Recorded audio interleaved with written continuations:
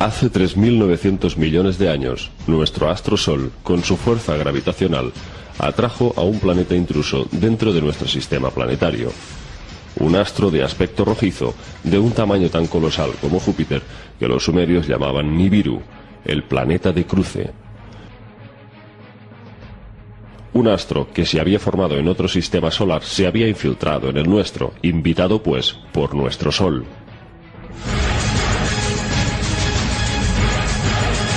Al desviarse así la trayectoria de Nibiru, ocurrió un desastre cósmico sin precedentes, pues el paso errático de este nuevo astro estaba en rumbo de colisión contra otro coloso, un planeta llamado Tiamat.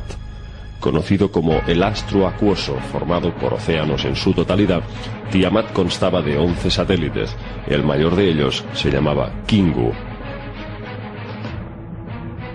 En esa época, en nuestro sistema solar, solo había 8 planetas, que los sumerios designaban así.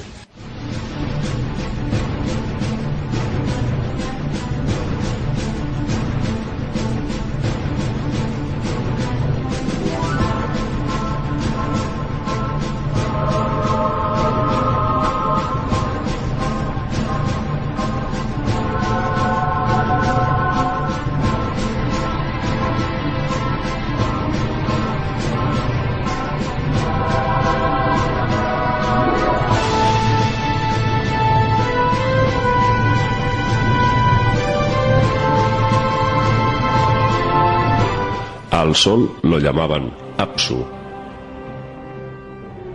En los textos se relata cómo algunos planetas surgieron de otros cuerpos celestes más grandes y más complejos. Se dice que Anshar, Saturno, generó una nube estelar de la que surgieron Urano y Neptuno, los astros gemelos.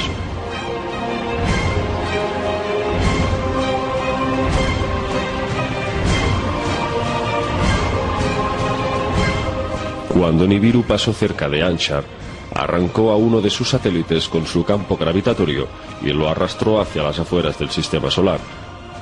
Ese satélite era conocido como Gaga, nuestro actual Plutón. En esta primera incursión de Nibiru en nuestro sistema solar, se produjo una colisión entre uno de los satélites de Nibiru contra Tiamat. Después, una segunda embestida. 2 lunas de Nibiru terminan por agrietar a Tiamat. Así es descrito en los textos sumerios.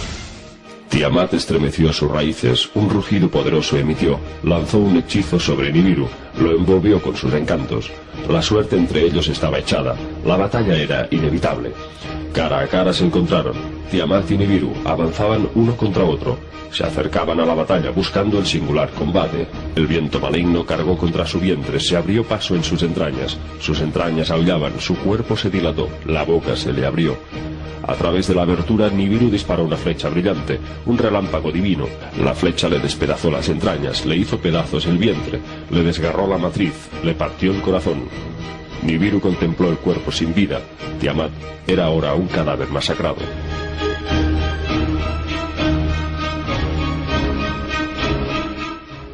Pero no terminó ahí el castigo contra Tiamat. 3.600 años después, Nibiru regresaba otra vez hacia el sistema solar para cruzarlo nuevamente entre Marte y Júpiter.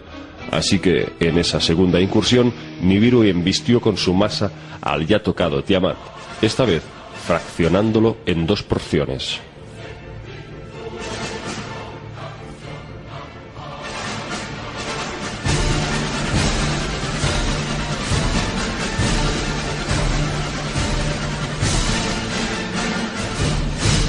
El señor Nibiru, mientras Gilgamesh se hallaba ausente, una serpiente olió el perfume de la planta y se la llevó.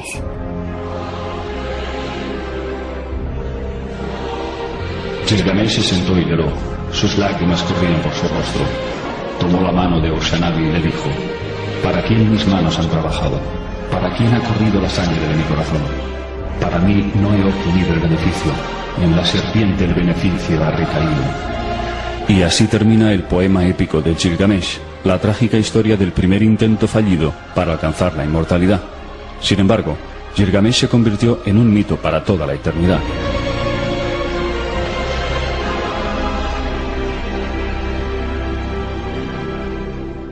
Los arqueólogos descifraron esta historia a través de 280 tablillas, repartidas entre Estambul, Londres, Berlín y Filadelfia, pero faltaba encontrar las tablillas que contaban el capítulo final de la historia de este rey. A principios del año 2001, varios arqueólogos de Irak le entregaron 400 tablillas al asiriólogo italiano Giovanni Pettinato para que las tradujera. Entre estas tablillas se encontraba una que relataba el destino final de Gilgamesh. Giovanni Pettinato tardó 2 días en descifrar su contenido. La traducción resumida revelaba que Gilgamesh se había acabado suicidando junto con los altos cargos de su corte, como parte de un ritual. En el cementerio de Ur hallaron 80 cadáveres dispuestos alrededor del rey.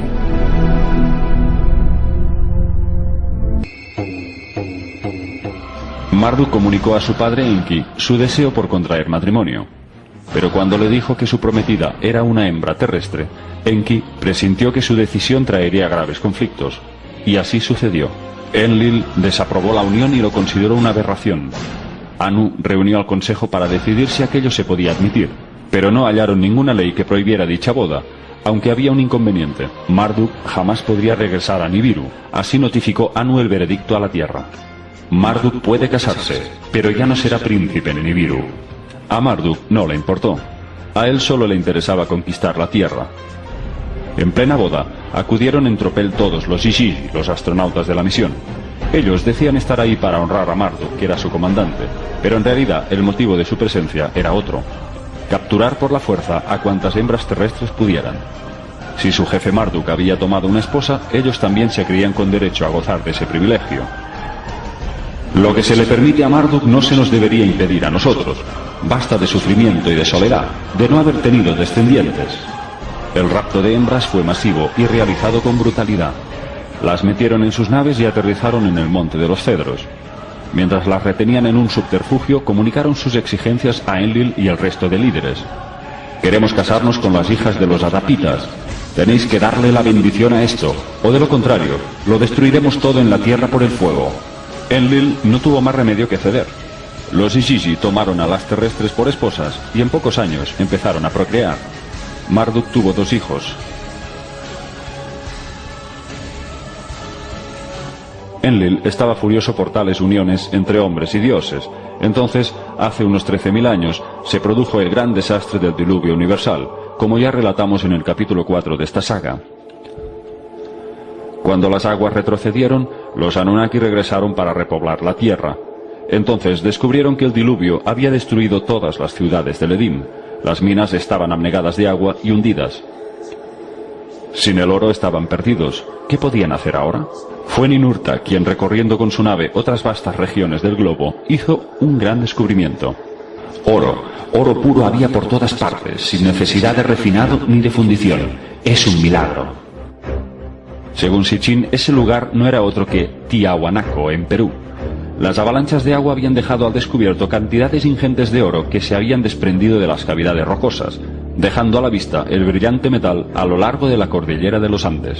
Así dijo Ninurta: oro incontable, en pepitas grandes y pequeñas, caen a los ríos de abajo.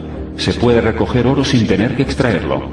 Según Sitchin, Tiahuanaco era la capital metalúrgica de Sudamérica, el Nuevo Mundo.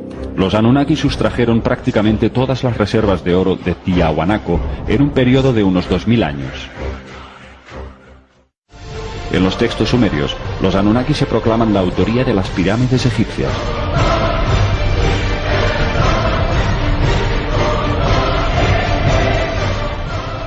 Los Anunnaki cortaron y levantaron las piedras con sus herramientas de poder. Y después de levantar la gran pirámide de Giza, hicieron la más pequeña. Junto a él, en una ubicación precisa, se colocó el pico que era su gemelo. Se diseñó con galerías y cámaras para cristales pulsantes. Remataron la cúspide de la pirámide con la llamada piedra ápice.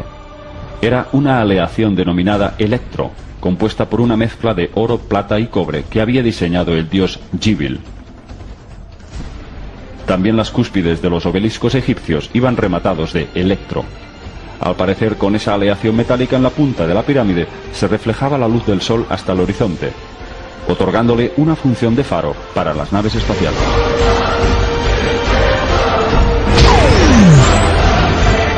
A la Gran Pirámide la bautizaron como el Ekur, casa que como una montaña es. ¿Pero para qué servían aquellos cristales pulsantes del interior? En otra parte de los textos se dice: Enlil activó con su propia mano los cristales de Nibiru. Dentro, luces espeluznantes comenzaron a parpadear. Un zumbido hechizante rompió el silencio. Fuera, el remate se puso a brillar de repente. Era más brillante que el sol.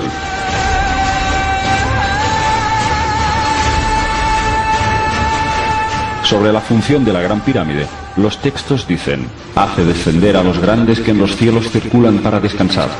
Casa que es un punto de referencia para las naves espaciales. Los inicios del conflicto llegaron de la mano de los dos hijos varones de Marduk, Asar y Satu. Asar vivía junto a su padre Marduk en la llamada Tierra Oscura. En cambio, Satu residía junto a Nebat y a su padre Shamgath en el lugar de los aterrizajes. Shamgath era un ser ambicioso y ruin, quien día a día fomentaba injurias contra Asar. Estando con su padre, Asar será el único sucesor. Heredará las tierras fértiles. Shamgath urdió un plan. Invitaron a Asar a tomar vino elixirado. Asar sintió un profundo sopor hasta caer rendido. Momento que aprovechó Shamgath, con la complicidad del resto, para encerrarlo en un ataúd. Cerraron el ataúd con fuertes precintos y al mar lo arrojaron.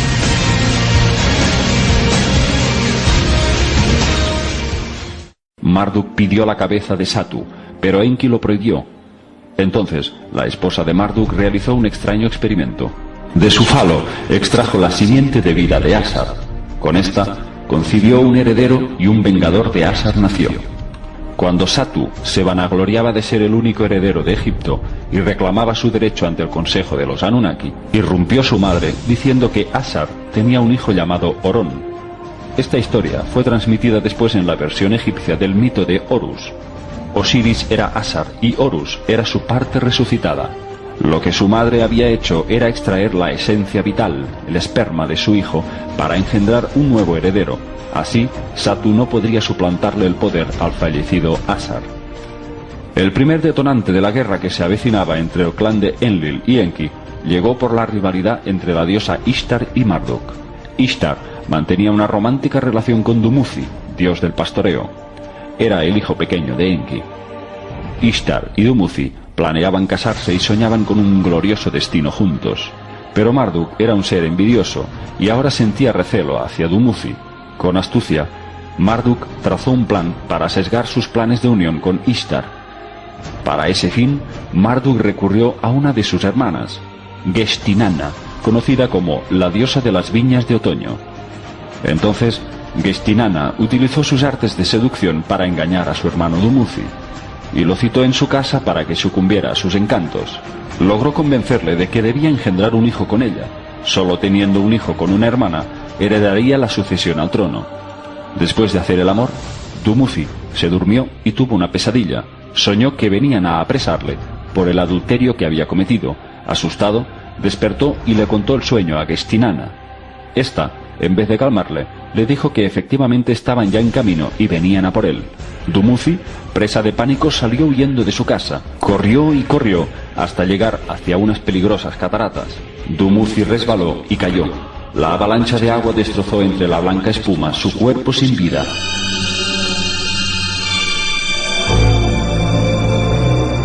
Cuando Enki vio a su hijo muerto, se desplomó de pena y gritó: hijo mío, se lamentó por Dumuzi. ¿Qué pecado he cometido para ser así castigado?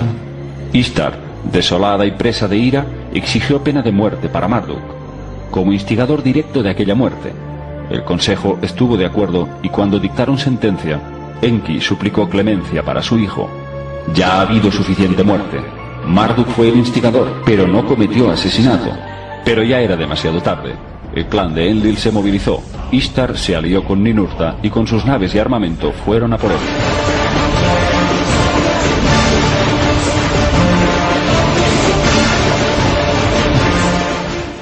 Marduk huyó hacia el norte, en dirección a las pirámides egipcias. Enki pidió a sus hijos Ningichida, Ninagal, Nergal y Jibil que lo protegieran de las garras de Ninurta. Todos aceptaron prestarle apoyo. Todos, menos Ningitzida, que seguía receloso con su hermano. Cuando Ninurta y los suyos desplegaron su artillería, dejaron un rastro de muerte y desolación a su paso. Los humanos fueron las víctimas. Ninurta, con su arma que despedaza, les robó los sentidos a las gentes de aquellas tierras. Los canales que llevaban las aguas del río se volvieron rojos de sangre. Cuando Marduk se sintió acorralado ante el fuego constante de sus adversarios, decidió refugiarse dentro de los pasadizos del Ekur, la gran pirámide. Ishtar lanzaba sus proyectiles contra el monumento. Ishtar no podía superar la inmensa estructura de piedra. Sus costados lisos desviaban las armas de ella. Ahora solamente podían alcanzarle entrando en su interior. Y fue Ninurta quien dio el primer paso de introducirse por una entrada secreta. Pero Marduk se escabulló en sus profundas cavidades internas. Entonces Ishkur tuvo una idea. Ya que era casi infranqueable llegar hasta allí, ¿por qué no sepultarle en vida ahí dentro? A Ishtar le pareció una muerte justa, y derrumbaron 3 bloques de piedra para sellar herméticamente la salida. Marduk estaba enterrado con vida. Ahora, solo la agonía le acompañaría hasta su último aliento. Enki estaba desesperado, y fue Ninhursag, la gran pacificadora, la que propuso una tregua a Enlil, perdonarle la vida a Marduk a cambio de ser desterrado de Egipto. Aceptaron el trato y crearon un conducto de rescate. Cuando Marduk ya casi no tenía oxígeno, fue liberado con vida de la pirámide. Enki le hizo volver en sí, y le contó las condiciones del rescate. Entonces Marduk, enfadado, dijo: «Hubiera preferido morir que renunciar a mi derecho de nacimiento».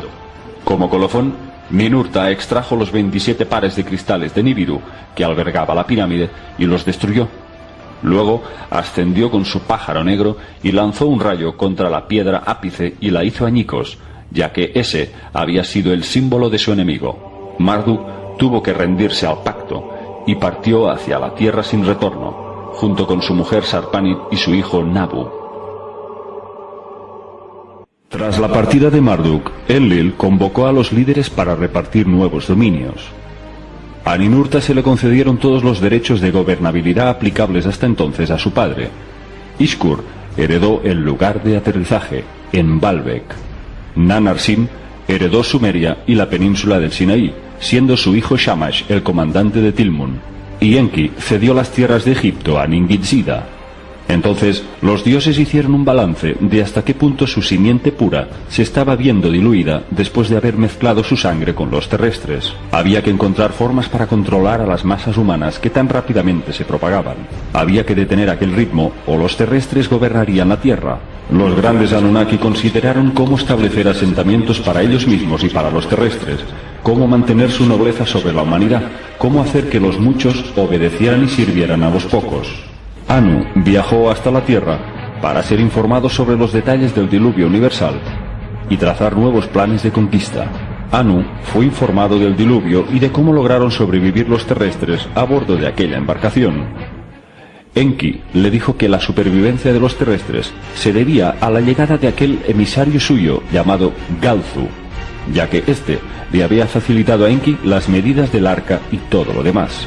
Pero Anu, perplejo, les dijo a todos: «Nunca envié a la Tierra a un emisario secreto con ese nombre». Enki no podía creerlo. Si Galzu no era emisario de Anu, ¿quién era y por qué determinó de esa forma la supervivencia misma de la especie humana? Galzu no podía ser ninguna alucinación. Todos le vieron y le tocaron. Los 3 líderes lo habían visto bajar de una nave. Los 3 hablaron con él. Anu estaba también perplejo con la historia, pero les creyó. Sin embargo, Anu les dijo que Galzu les había mentido en una cosa. Los que regresaban a Nibiru no perecían. Tan solo presentaban síntomas leves de confusión y náuseas típicos de los cambios de ciclos nibiruanos. ¿Cómo podía haberles mentido Galzu con algo tan grave, cuando en lo demás fue tan acertadamente predictivo, trazando la estructura de una embarcación que había salvado la vida de los terrestres? Anu tan solo pudo extraer una conclusión de todo ello y pronunció estas palabras: «Mientras nosotros decretábamos hados, la mano del destino dirigía cada paso. La voluntad del creador de todo es evidente». Luego Enki añadió: «La tierra pertenece a los terrestres. Se nos ha utilizado para preservarlos y para hacerles avanzar. Si esa es nuestra misión aquí, actuemos de acuerdo con ello». Pero Enlil no opinaba lo mismo. Anu decretó que los Anunnaki debían dividir la Tierra en 4 regiones. 3 de ellas se compartirían con el hombre, y la cuarta, Tilmun, estaría restringida solo para los dioses. Anu reclamó la presencia de Marduk. Quería pedirle disculpas por algo que había sucedido hacía mucho tiempo. Anu pensaba que el hecho de haber invitado a Dumuzi y Ningishida a Nibiru sin haber pensado en él le habría generado un rencor desmesurado. Y no se equivocaba. Por esa razón, Anu se sentía en deuda con Marduk, y en lugar de castigarle por su rebeldía, quería reunirse con él para indultarle.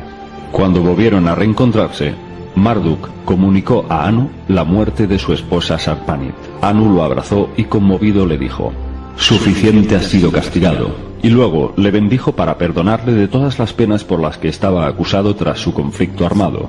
Anu se sintió satisfecho con la reconciliación y decidió partir con su carro cargado de oro hacia Nibiru.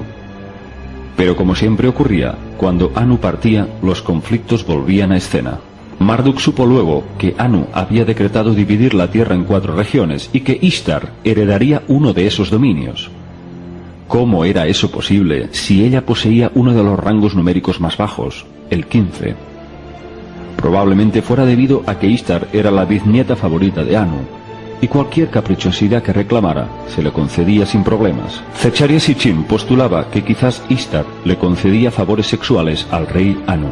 La primera ciudad exclusiva para los dioses fue Ki-Enji, la tierra de los nobles vigilantes. Pero la primera ciudad consagrada para los hombres fue la llamada Kishi, ciudad cetro, gobernada por Ninurta. Allí, las gentes de cabeza negra aprendieron matemáticas y se estableció la primera realeza terrestre. Hombre poderoso fue el primer título real otorgado a un humano.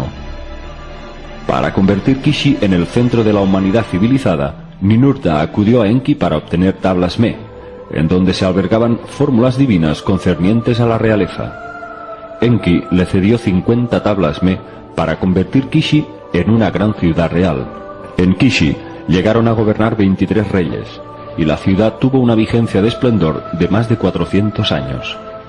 Más adelante, Ishtar logró seducir a Enki para robarle tablas Me que contenían datos valiosos sobre gobernabilidad y tácticas de guerra. Logró emborracharle y le sustrajo un total de 94 tablas Me. Marduk exigió una ciudad sagrada para sí mismo, pero Enlil se la denegó. Entonces, presa de ira, Marduk desafió al gran líder levantando una enorme torre de Babel, cuya cima pudiera alcanzar los mismos cielos. Marduk se estaba volviendo poderoso, reclutando a miles de terrestres a su servicio. Aquella torre de Babel estaba adquiriendo unas proporciones tan majestuosas que ponía en evidencia la supremacía del poder en Lilita. Según Sitchin, la torre era en realidad una plataforma de lanzamiento de cohetes, propia de un puerto espacial. Lo que irritó a Enlil es que Marduk estuviera a punto de inaugurar la era espacial en pleno año 3500 a.C., compartiendo toda su tecnología y conocimientos con el hombre antiguo. Los hijos de Enlil pronto entraron en acción. Ninurta y los suyos, desde sus naves celestes, dejaron caer sobre la torre en construcción fuego y azufre. La torre fue derribada y a sus seguidores consiguieron dispersar. Enlil decidió romper la unidad entre los terrestres que seguían a Marduk. Hasta ahora, todos los terrestres tenían un solo lenguaje. En una única lengua hablaban. En lo sucesivo, confundiré su lenguaje, para que no se comprendan entre sí. Este fue el conflicto que marcó el inicio de la disparidad de lenguas entre los pueblos. El origen de las lenguas no fue casual ni fruto de una evolución natural. Se trató más bien de un plan muy bien urdido para crear dispersión y así debilitar el buen entendimiento entre los pueblos, para que se establecieran fronteras y delimitaciones, y así sesgar conceptos unitarios que pudieran hacer fuerte al bando terrestre, bajo la máxima de divide y vencerás. Cuando la ciudad de Kishi cedió la línea monárquica de Unu-Ki, Ishtar la gobernó con mano firme.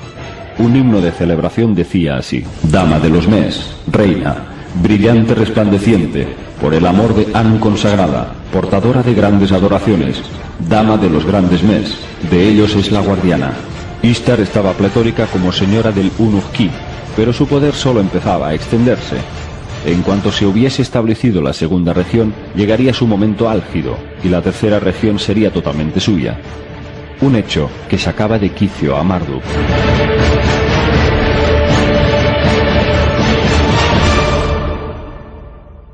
Cuando Marduk regresó a Egipto para volver a gobernarlo, se tuvo que enfrentar contra su hermano Ningid-Zida y le amenazó así: «Tú me has quitado mi sitio. De ahora en adelante solo serás un ayudante mío. Pero si te sientes inclinado hacia la rebelión, a otra tierra tendrás que largarte». Ningid-Zida no quiso ceder tan fácilmente y durante 350 años estuvo en constante conflicto con su hermano, hasta el día en que Enki le aconsejó un camino hacia la paz: emigrar hacia otras regiones. Y así lo hizo. Ningid-Zida se dirigió hacia las selvas amazónicas y en Mesoamérica se estableció como dios de la sabiduría, impartiendo sus conocimientos con el hombre. Fue conocido como Quetzalcóatl, la serpiente emplumada. Marduk por fin se proclamó amo indiscutible de Egipto. Marduk fue renombrado como Ra, el brillante. Y cuando empezó a gobernar, modificó gran cantidad de cosas. En primer lugar, unificó las ciudades del norte y del sur para conformar Mena-Nefer, cuyo rey fue Mena. El generoso Enki desplegó todos sus mes a disposición de su hijo, para convertir Egipto en una civilización poderosa y fértil. Enki le designó a Marduk un sector celeste que le representara y eligió la constelación del Carnero. Marduk reunía pues todos los elementos característicos del belicoso signo de Aries. Ishtar heredó una región llamada Aratta, el reino arbolado, ubicado en un frondoso valle de grandes llanuras donde los terrestres cultivaban cereales y el ganado podía nutrirse con los extensos campos de pastos. Los expertos no tienen claro dónde se hallaba exactamente Aratta. Algunos opinan que estaría emplazada entre Pakistán y la India occidental, otros la sitúan en el sur de Irán. Pero las tierras de Ishtar no prosperaban como las de Egipto, que gobernaba su odiado Marduk. Ishtar estaba hundida y presa de ira. Además no superaba la muerte de su amado Dumuzi. En uno de los recintos de Urnukki, Ishtar construyó la llamada Casa para el Placer Nocturno. La diosa atraía con sus encantos a hombres jóvenes para sus noches de desfogue sexual. Les engañaba prometiéndoles una larga vida junto a ella y sus riquezas. A la mañana siguiente de cada orgía, los hombres aparecían muertos en la cama de Ishtar. La diosa se había convertido en una enferma sedienta de sangre, que cometía delirantes actos psicóticos.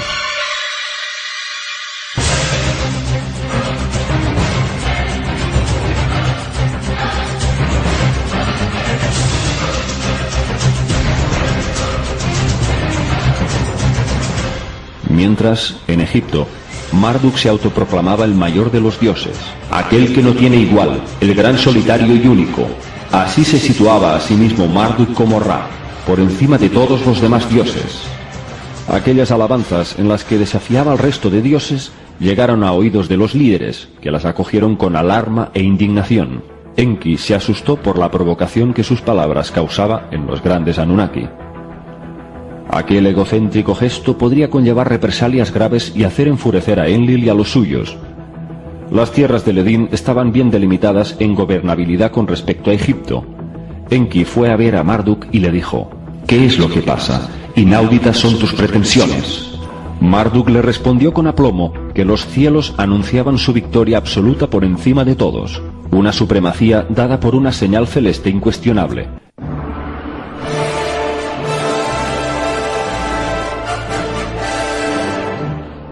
La era de Tauro, el signo de Enlil, se agotaba y pronto se instauraba la era de Aries. Así dijo Marduk pletórico: «En los cielos la era del carnero, mi era, está llegando. Los augurios son inequívocos».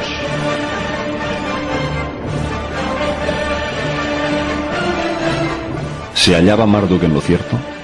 ¿Indicaban los cielos el fin de la era de Enlil? Las provocaciones siguieron durante mucho tiempo, y el resultado sería una guerra tan atroz como nunca antes habría conocido el ser humano. Los Anunnaki otorgaban una importancia vital a los designios celestes. Si Marduk tenía razón y la era del carnero estaba llegando, podía significar la supremacía de Marduk por encima de la de Enlil. Por ello, no escatimaron esfuerzos en realizar sus pertinentes comprobaciones, y el dios Nergal fue de los primeros en estudiar los astros y sentenció: El tiempo del carnero todavía es remoto. Sigue siendo la era del toro de Enlil. Ishtar eligió a un guerrero llamado Sharrukin, que significa regente justo, a quien cedió poderosas armas. Los ejércitos de este nuevo rey se posicionaron en las fronteras de Tilmun para crear una barrera defensiva frente a cualquier ataque del enemigo. Sintiéndose amenazado, Marduk observó la osadía de Sharrukin al invadir la región de su Torre de Babel.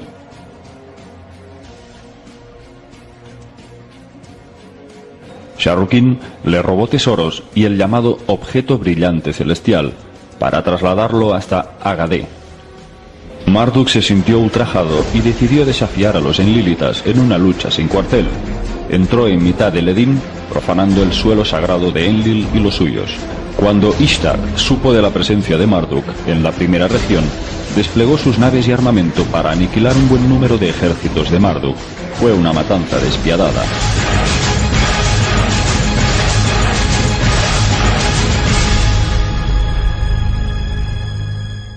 Temiendo que las muertes aumentaran, Nergal acudió hacia Marduk para convencerle de su retirada. Esperemos pacíficamente las verdaderas señales del cielo.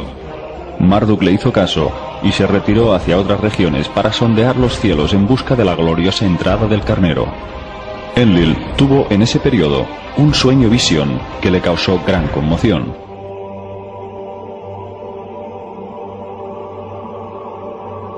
Fue durante la noche, cuando una figura resplandeciente se le apareció. Lo reconoció de inmediato. Era Galzu.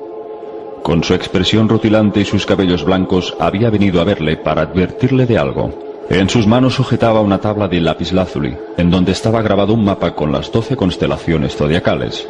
Galzu señaló 3 veces en la del carnero, diciéndole así: el carnero de Marduk sustituirá al toro de Enlil en 3 porciones celestiales.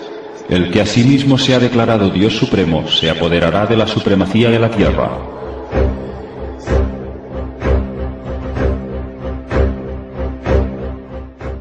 Galzu le dio a entender a Enlil que nada ni nadie podría detener un terrible acontecimiento que derramaría mucha sangre. Pero, como en el diluvio de antaño, un elegido hombre justo preservaría la simiente del hombre civilizado. A Enlil le llegaron noticias de enfrentamientos diversos. Marduk y su hijo Nabu alistaban más y más tropas de terrestres para preparar una ofensiva contra Tilmun. Enlil comprobó cómo el curso de los acontecimientos se inclinaba a favor de la profecía de Galzu. Aquello no había sido ningún sueño, sino una visión real.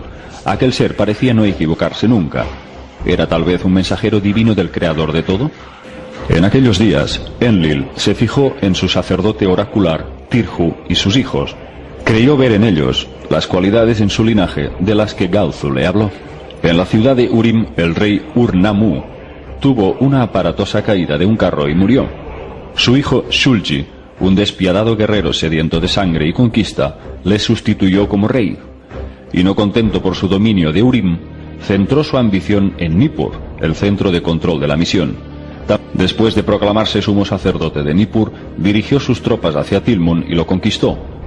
Rey de las 4 regiones se declaró a sí mismo. Llegados a este punto, Enki le dijo a su hermano Enlil: los soberanos de tu región han sobrepasado todos los límites. Así le advirtió para decirle que ya habían perdido el control de la situación. Sin embargo, Enlil, rabioso, le respondió: Marduk es la fuente de todos los problemas. Marduk seguía siendo su mayor preocupación, pero no podía acabar con él de forma directa. Al fin y al cabo era el hijo de Enki. La relación de Enki y Enlil fue realmente extraña e inusual. Jamás intentaron quitarse del camino uno con otro, y mucho menos recurrir al asesinato. Esta era una relación amor-odio en toda regla. Siempre se hallaban entre 2 líneas de fuego cruzado, y sin embargo, siempre se reunían para dialogar sin perder sus códigos de conducta y su hospitalidad.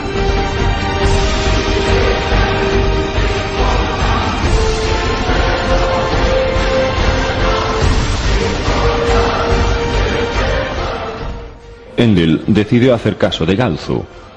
Debía elegir a una estirpe de terrestres como depositarios de su supremacía divina, y encontró en el hijo mayor de Tirju, Ibru-um, el candidato perfecto. Ibru-um era de ascendencia principesca y valiente, y estaba familiarizado con los secretos sacerdotales.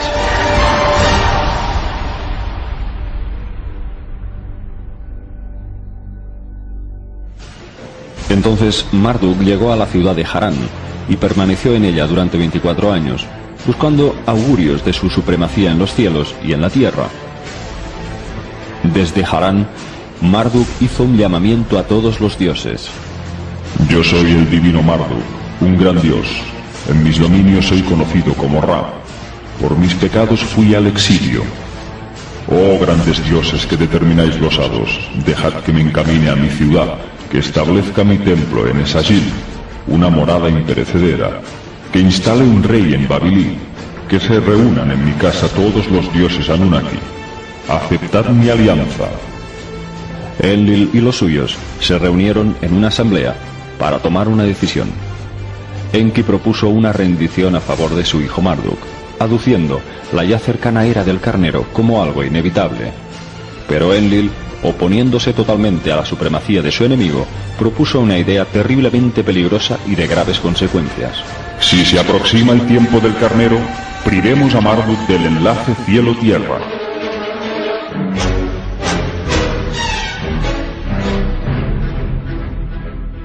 Efectivamente, fue Enlil quien tuvo la nefasta idea de aplicar una solución final que desbaratara los planes de su oponente. Si destruían Tilmun, Marduk no podría hacerse con toda su tecnología, armamento e incalculables tecnologías que le darían un poder ilimitado. Todos los dioses, menos Enki, apoyaron la idea.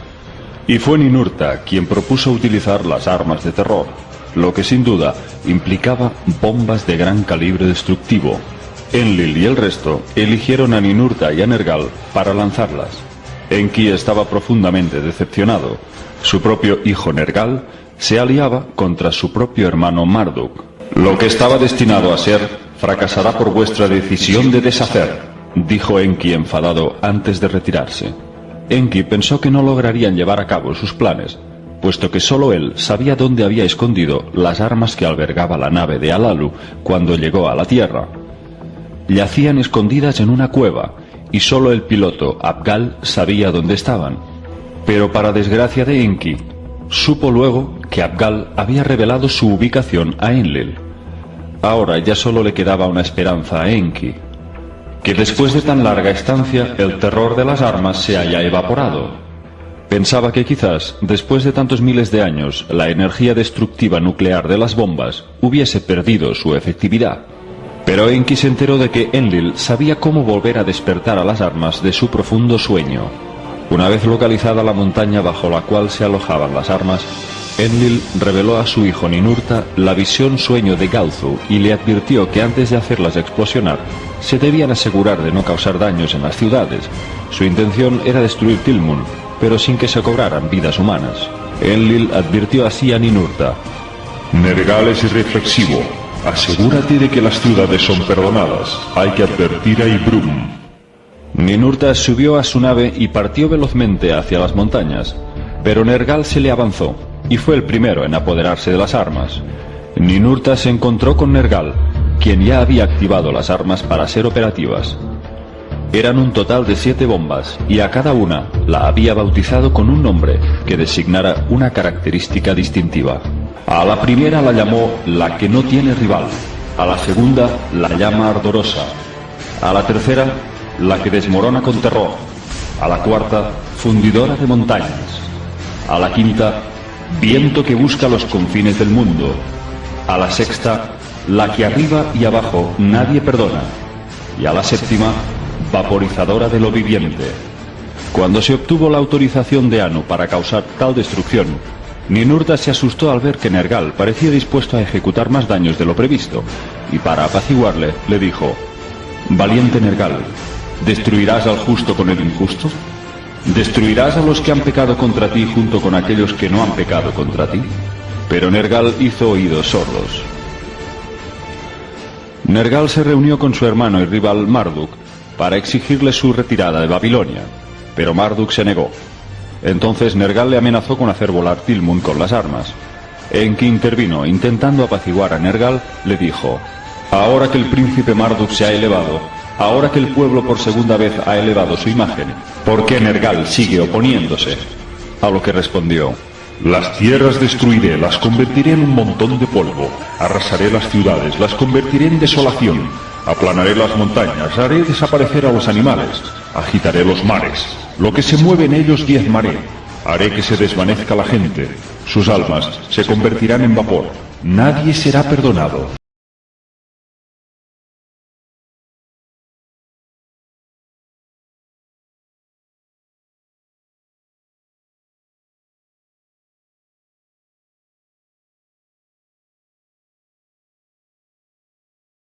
A bordo de sus pájaros celestes, permanecieron durante 7 días a la espera de la señal de Enlil.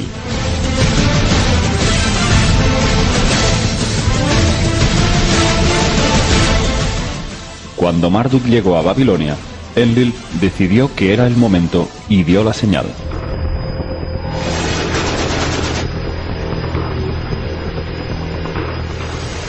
Corría el año 2024 a.C., conocido como el año del juicio final. En el próximo y último capítulo de la saga, veremos qué consecuencias tuvo la fatal decisión de Enlil. Enki ya no podía hacer nada. Su hermano Enlil había tomado una firme decisión: destruir Tilmun bajo el poder destructivo de grandes bombas atómicas. Y el momento había llegado. Enlil dio la señal. Con su divino pájaro negro, Ninurta se situó encima del monte Mashu y lanzó la primera bomba. En un instante de desolación, los textos describen cómo el monte es derribado por efecto de una intensa fusión.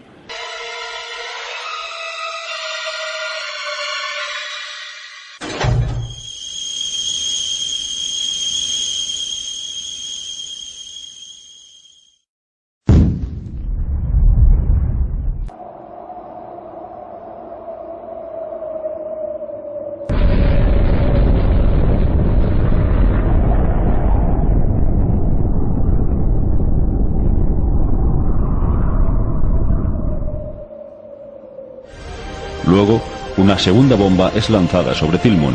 Con el resplandor de 7 soles, las rocas de la llanura se convirtieron en una herida chorreante. Los textos describen una sacudida que hace retumbar los cimientos de la tierra y de un resplandor que hace oscurecer los cielos.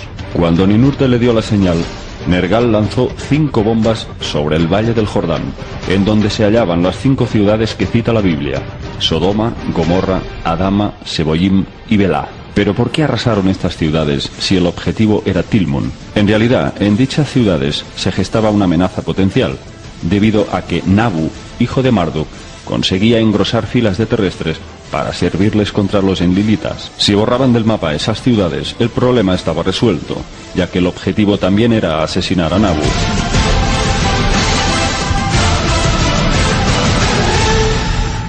En la Biblia encontramos detalles de este suceso en el Génesis 18. Se nos escenifica mejor el papel determinante que jugó en estos acontecimientos un descendiente de Ziusudra, nada más y nada menos que el hebreo Abraham, originario de Ur, conocido por ser el hombre justo, elegido por Dios para ser el futuro patriarca de los judíos y los árabes. Yahvé le dice: el clamor de Sodoma y Gomorra ha crecido mucho, y su pecado se ha agravado en extremo. Voy a bajar, a ver si sus obras han llegado a ser como el clamor que ha venido hasta mí, y si no, lo sabré. Tras esta amenaza, Abraham inicia un debate abierto con Yahvé, porque no comprende cómo un Dios es capaz de tal destrucción. Si hubiera 50 justos en la ciudad, ¿les exterminarías acaso y no perdonarías al lugar por los 50 justos? Lejos de ti obrar así, matar al justo con el malvado, lejos de ti, el juez de la tierra toda, ¿no va a hacer justicia?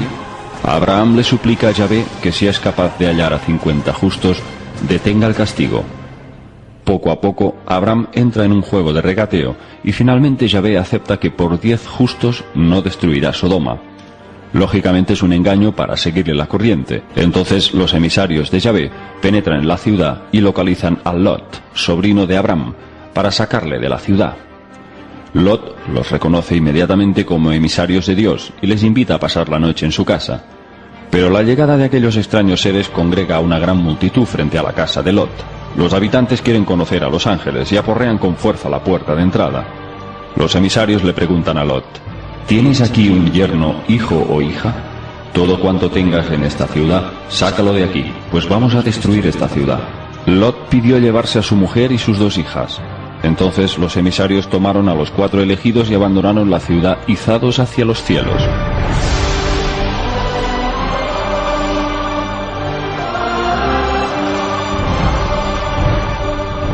Una vez en tierra, los ángeles le ordenaron a Lot que huyera hacia las montañas. «Sálvate, no mires atrás y no te detengas en parte alguna del valle. Huye del monte si no quieres perecer».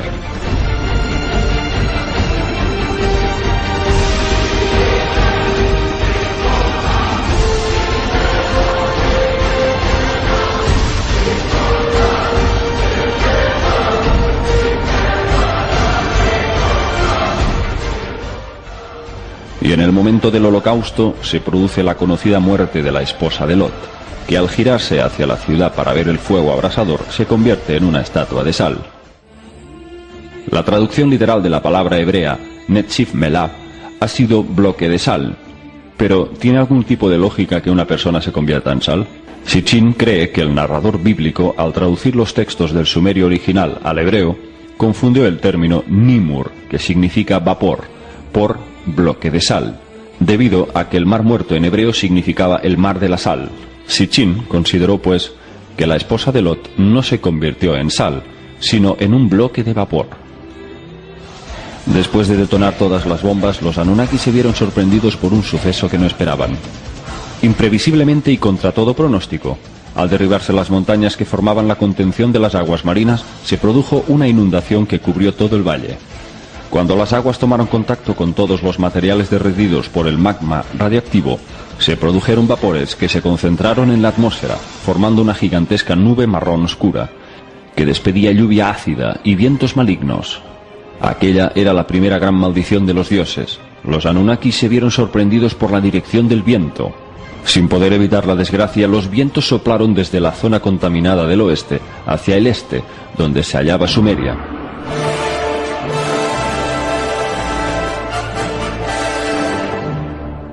Hacia las tierras habitadas se extendió la nube. Allí donde llegaba, traía sin misericordia la muerte a todo lo que vive. La muerte fue transportada hacia Sumer.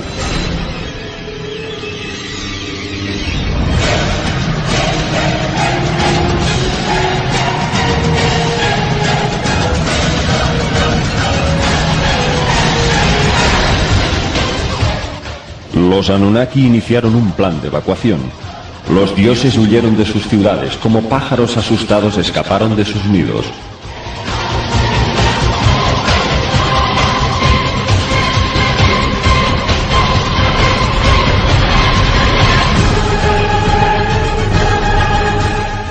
Lo que describen los textos es claramente el avance de una fuerza invisible que penetra por todos los rincones y acecha en cielo y tierra sin causar ruidos. Sigilosa era la muerte. Describe con asombrosa exactitud el alcance de una radiación nuclear que no se detiene ante nada. Atravesaba los muros más gruesos como las aguas de una inundación. Se describe un holocausto en el que millones de terrestres perecieron sin opción de refugiarse en ninguna parte. Dentro de sus casas como moscas cayeron, en las calles amontonaron sus cadáveres. Los textos se toman la molestia de detallarnos los efectos de una muerte atroz y cruel, citando erupciones cutáneas, heridas purulentas, asfixia, hemorragias internas y vómitos sangrantes. También se describe cómo el entorno es afectado por la intensa acidificación radiactiva y los animales mueren de la misma forma que los humanos. Los campos y la tierra se vuelven estériles, árboles y plantas se marchitan. Pero tras la masacre, ¿pudieron los dioses Anunnaki salvarse?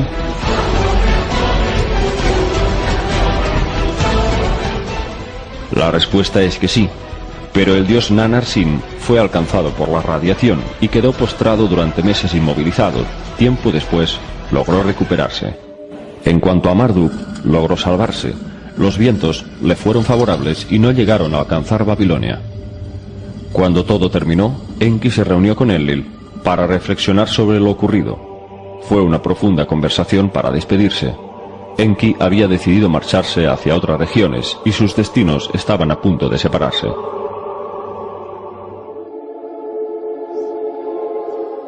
Enki inicia el diálogo interpretando la supervivencia de Babilonia como un designio divino. Si el viento maligno no lo había alcanzado, anunciaba la autoridad de Marduk como un decreto del destino. Pero esta vez Enlil parece estar de acuerdo por primera vez con Enki.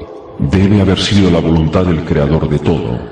Entonces Enlil le revela a Enki su gran secreto, su visión sueño con el profético Galzu. Enki, inquieto y sorprendido, incide en las consecuencias de su decisión. Si Galzu le había pronosticado un gran desastre, ¿por qué entonces empleó esas armas destructivas, estando en sus manos evitar tal tragedia? Enlil le responde que ha aprendido una lección. No existe forma para determinar el curso de los acontecimientos. Todo es fruto de giros inesperados. ¿Cómo saber qué es hado y qué es destino? ¿Cómo distinguir si un acto es fruto de un estúpido arrebato o forma parte de un designio divino? Pero Enki insistió. ¿Habrían sido diferentes las cosas si no se hubiesen usado las armas de terror?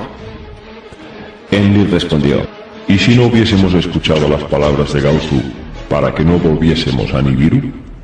¿Y si hubiésemos detenido la misión Tierra cuando los mineros se amotinaron? Yo hice lo que hice, tú hiciste lo que hiciste. No se puede desandar el pasado. Entonces Enki reflexionó lo siguiente: ¿acaso no hay en eso también una lección?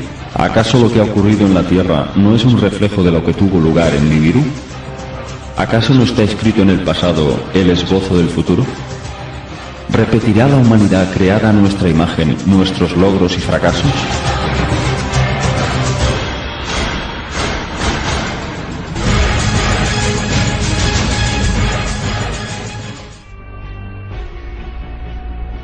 Enlil permaneció en silencio sin saber qué decir. Luego se puso de pie para marcharse.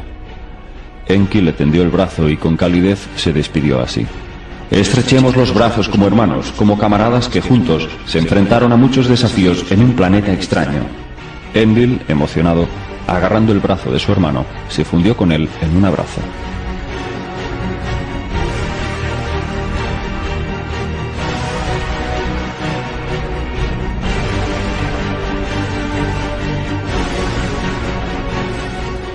Mientras Enlil se alejaba, Enki le preguntó: ¿volveremos a reencontrarnos en la Tierra o en Nibiru?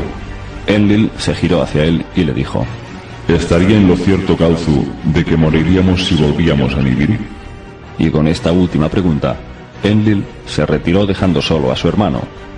Enki reflexionó y, pensando en la humanidad, se preguntó lo siguiente: ¿volverá a ocurrir lo sucedido? ¿Imitarán los terrestres a los Anunnaki? ¿Revivirá la Tierra lo que vivió Nibiru? ¿El primero en llegar será el último en partir?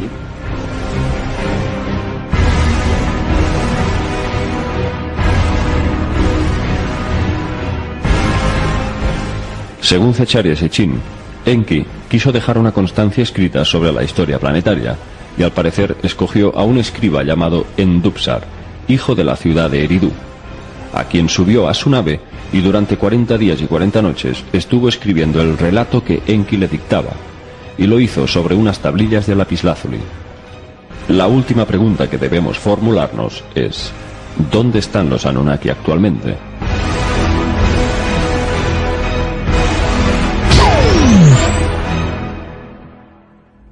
Que no podamos verles es la prueba de que no están aquí.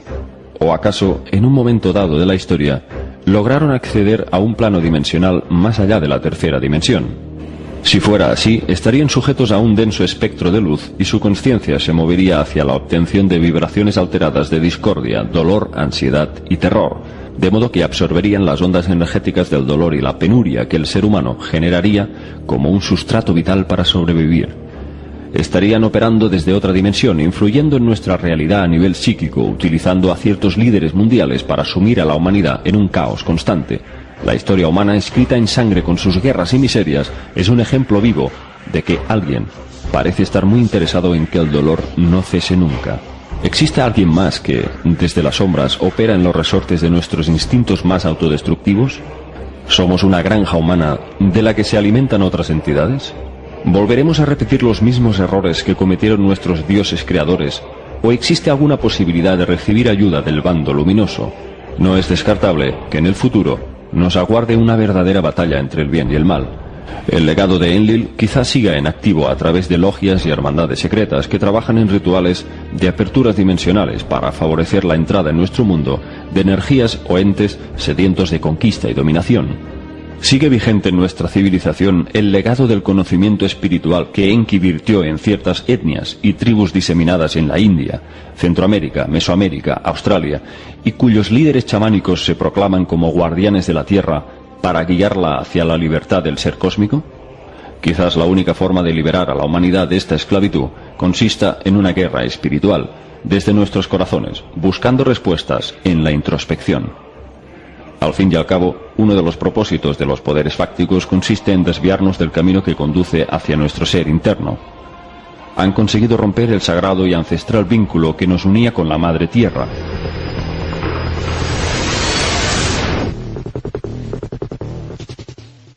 Quizás restableciendo ese vínculo, logremos de nuevo volver a vibrar en armonía con la vida y sus ciclos cósmicos.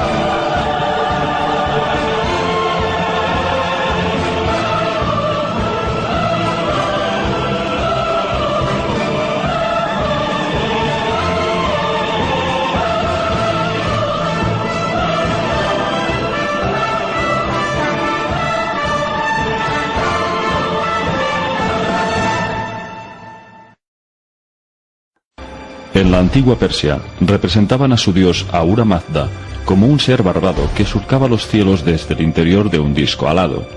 Era el dios de la verdad y la luz. De forma casi idéntica, los asirios representaban a su dios Ashur. Podemos encontrar representaciones de naves voladoras con un parecido asombroso en culturas desarrolladas miles de años después y separadas entre sí por distancias de miles de millones de kilómetros. En casi todas las culturas de la Tierra encontramos evidencias de una tecnología aeronáutica muy avanzada, en la que incluso se pueden ver a sus tripulantes manejando extrañas palancas y dispositivos desde el interior del objeto.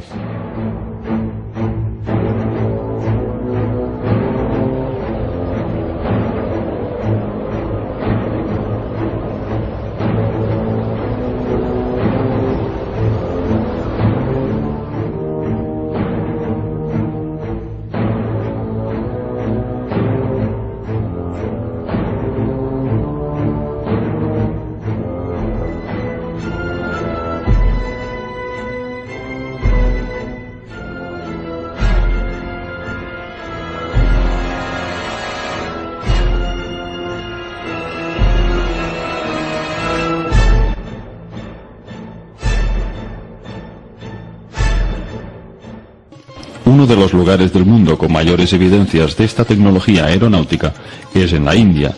Los relatos épicos del Mahabharata y el Ramayana nos describen unos artefactos voladores llamados los vimanas, unos vehículos celestiales que algunos dioses incluso ofrecían como regalo a unos pocos mortales elegidos, casi siempre miembros de la realeza. Se distinguen 4 tipos de vimanas: Rukma, Tripura, Sakuna y Sundara, pero se subdividen en hasta 113 modelos diferentes. En el capítulo 15 del libro de Krishna se describe así al Vimana del dios Shiva. Era capaz de moverse sobre el agua y bajo el agua, podía volar tan alto y veloz que resultaba imposible de ver. Aunque estuviese oscuro, el piloto podía conducirlo en la oscuridad. Sin duda, los textos hindúes describen la capacidad de ver por un sistema de infrarrojos, y describe armamento con capacidades químicas, electromagnéticas, nucleares y balísticas propias de las potencias militares más avanzadas de nuestra actualidad. El modelo de Vimana, llamado Agneyastra, produce un fuego tan abrasador que llega a reducir a cenizas cualquier enemigo. La Suryastra emite un resplandor que ciega y paraliza a todos los que quedan expuestos a su destello. La Vayabhastra genera unos tornados de aire capaces de derribar a los más sólidos edificios y causar grandes destrozos en el terreno. La Tastra genera un estado de perturbación y confusión entre las personas que puede hacer que se acaben matando entre ellas. En el Mahabharata se relata que, cuando Krishna lucha contra su oponente Sauva, este se hace invisible en el campo de batalla. Entonces Krishna le dispara un misil que se guía por el sonido para que alcance su objetivo. En el siglo XI, el rey Bhoja de Dara, en la Samarangana Sutra Dara, nos describe incluso el funcionamiento de estas máquinas voladoras. En el interior hay que poner el motor de mercurio con su caliente aparato de hierro por debajo. Por medio del poder latente en el mercurio, el cual establece el torbellino de conducción en marcha, un hombre sentado en el interior puede viajar a una gran distancia en el cielo. Los movimientos de un vimana son tales que puede ascender verticalmente, ascender y descender verticalmente, o moverse hacia adelante o hacia atrás. Con la ayuda de las máquinas, los seres humanos pueden volar por el aire y los seres celestiales pueden venir a la tierra. Una y otra vez se cita en los textos que aquellos vimanas usaban mercurio como combustible y realizaban proezas tales como obtener imágenes en vuelo, fotografías de los carros voladores del enemigo, incluso grabar conversaciones desde largas distancias. El Tantyur o el Kantyur son dos libros tibetanos que hablan de unas majestuosas perlas voladoras, capaces de transportar a cientos de personas de un lado a otro del mundo o incluso hacia lejanas galaxias. Sobre estas perlas voladoras se dice en el Ramayana: un hombre puede utilizar esta nave para trasladarse de forma maravillosa y cubrir grandes distancias en el cielo. También con estos métodos se puede construir una vimana grande como un templo. Debe haber 4 depósitos de mercurio en su interior. Cuando son calentados por medio de un fuego controlado, el vimana desarrolla un poder de trueno por medio del mercurio. Volviendo de nuevo a Sumeria, resulta interesante analizar el término Din-Jir, que vendría a ser algo así como los virtuosos de los cohetes espaciales, aunque también se podría traducir como los justos de los objetos en punta brillantes, o los puros de los cohetes ardientes. Si observamos estos dos pictogramas, el Din se parece mucho al motor de un reactor que suelta llamaradas por detrás. Cuando unimos ambos pictogramas, la cola del Jir se acopla totalmente en esa abertura de encaje del Din, formando un verdadero cohete espacial equipado con un módulo de aterrizaje que consta de 3 compartimentos para secuenciar las 3 fases de un cohete: la propulsión, una sección media y la cámara de tripulación. Otro punto fascinante lo encontramos en la vestimenta de los dioses antiguos. Prácticamente en todo el mundo, diferentes culturas que no compartían ni la misma época ni los mismos lenguajes o filosofías representaban a sus divinidades como seres humanoides enfundados en trajes con diseño espacial que nos recuerdan con sumo detalle a nuestros astronautas actuales.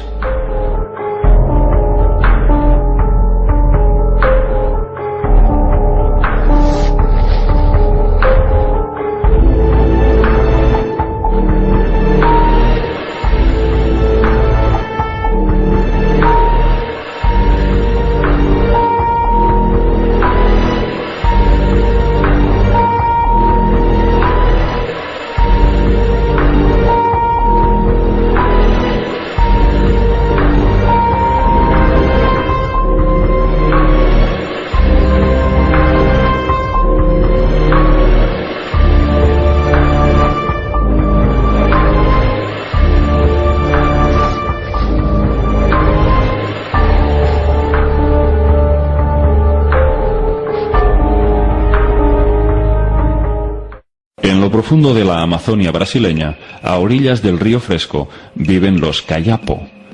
Esta tribu realiza un baile ritual en honor al dios Bep Kororoti, quien bajó de las estrellas para instruirles su disciplina cultural.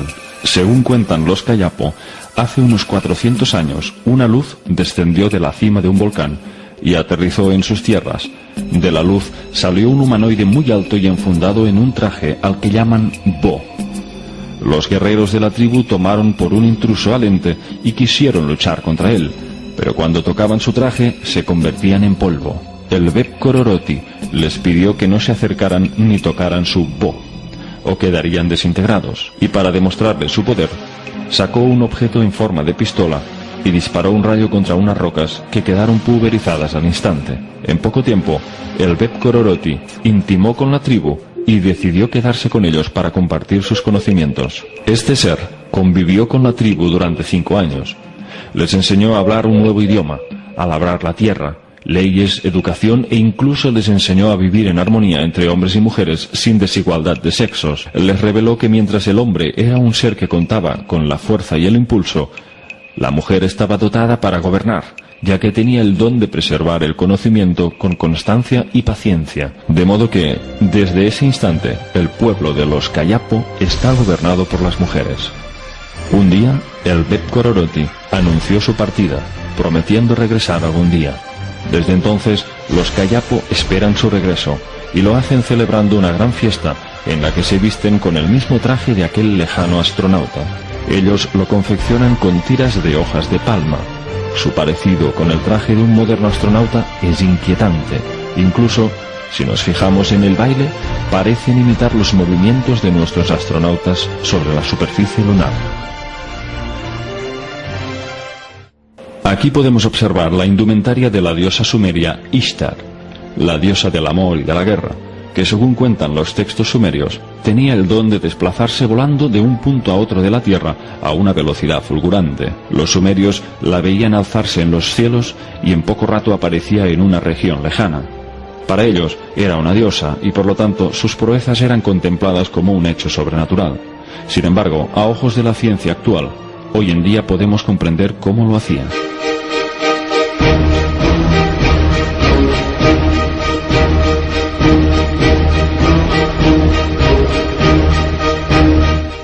El jetpack es un dispositivo de propulsión creado por la NASA que se impulsa con peróxido de hidrógeno. La diferencia que existe entre ambos dispositivos es que el de la NASA, el propulsor va detrás, pero con Ishtar vemos que lleva el propulsor delante, sujeto entre sus manos. En sus espaldas podemos ver una especie de cintas de sujeción y una tobera.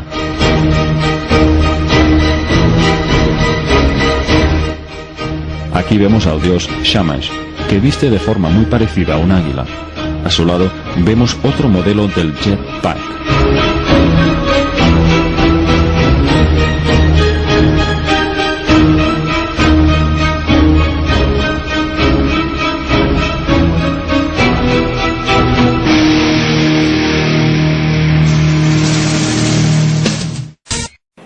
Bien, hasta aquí llega la historia de los Anunnaki. Ya solo me resta, antes de cerrar esta saga, agradecerles a los miles, millones de seguidores de todos los países del mundo de habla hispana que gracias a su fidelidad han mantenido viva la llama de este proyecto. Un proyecto que nació en enero del 2011 y a día de hoy estamos en enero del 2013, con lo cual han sido 2 años de intensa aventura. Una trayectoria plagada de sorpresas, de trabajo, de sacrificio, de tiempo, pero también hay que decir que la mayor recompensa creo que me la llevo yo. Por todos los correos, mensajes, cartas que recibo diariamente de agradecimiento. Y desde luego eso es algo que no tiene precio. Por lo tanto, tan solo puedo decirles a todos ustedes que para mí ha sido una aventura fascinante, que ha habido muchos momentos en los que me he emocionado profundamente y, insisto, la mayor compensación me la llevo yo, porque me llevo vuestro cariño, vuestra fidelidad. Muchas gracias de corazón por su atención y por haber llegado al final de esta saga. Nos vemos pues en mi siguiente proyecto, en una nueva saga llamada La Celda Planetaria. Muchas gracias.